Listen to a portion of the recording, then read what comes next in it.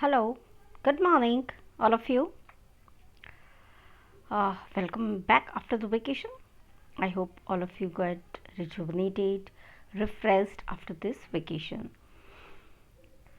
Oh, so this new year or in this new session, I Khyati ma'am. I think most of you people are knowing me. So again, I'm going to take your social science. Okay, so with the same enthusiasm, with the same energy, we are going to learn the social science in a very interesting manner. Is it? Before starting the syllabus, let's revise what we have done in the last year. Okay, so children, it's an revision session. Okay, we will see that what topic we have done, and in today's session we will see only the history part, what we have learned in the history last year. Okay, so let's see.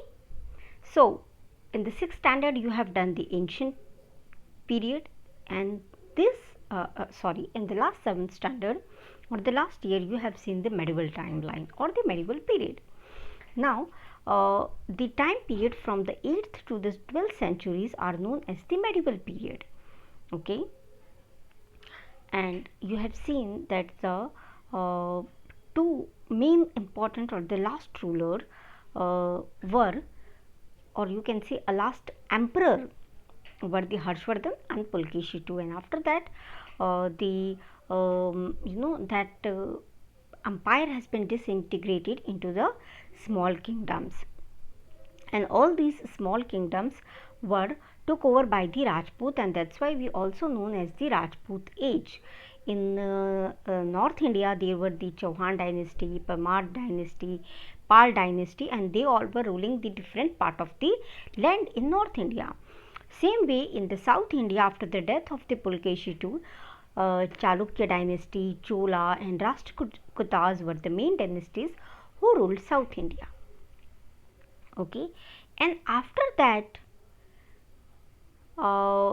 we have also done that, especially in Gujarat, which were the main dynasties of the Rajput age who ruled the Gujarat during the medieval period, and they were the Chaudas, Solankis and the Vaghelas.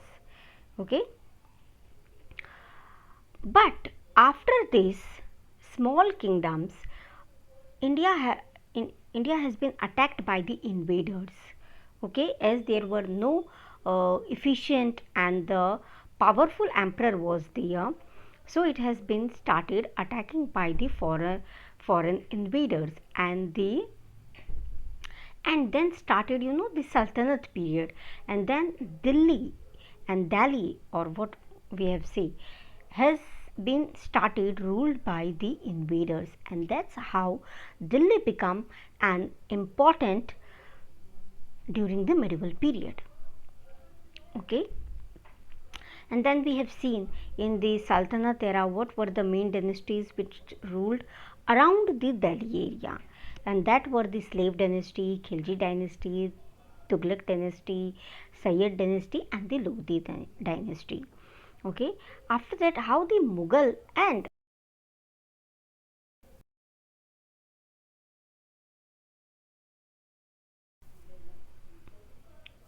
sorry, so after this Sultanate period, uh, Delhi was ruled by the Mughal emperors.